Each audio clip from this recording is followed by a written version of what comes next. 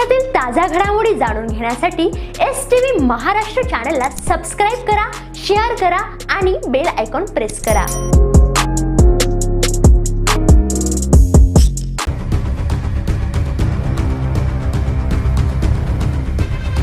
शिरपूर चोपडा रस्त्यावर भरधाव बसची दुचाकीला धडक, 2 जिवलग मित्रांचा जागीच मृत्यू। शिरपूर चोपडा रस्त्यावर रात्री 10 वाजण्याच्या सुमारास झालेल्या भीषण अपघातात 2 जिवलग मित्रांचा जागीच मृत्यू झालाय। या घटनेनंतर संतप्त नागरिकांनी रास्ता रोको आंदोलन केल्याने काही काळ वाहतूक ठप्प झाली। भाटपुरा तालुका शिरपूर येथील चैतन्य योगेश गुजर वय वर्ष 23 आणि कल्पेश नितीन गुजर वय वर्ष 25 हे दुचाकीवरून घरी परतत असताना जळगावहून शिरपूरकडे जाणाऱ्या भरधाव बसने त्यांच्या दुचाकीला जोरदार धडक दिली।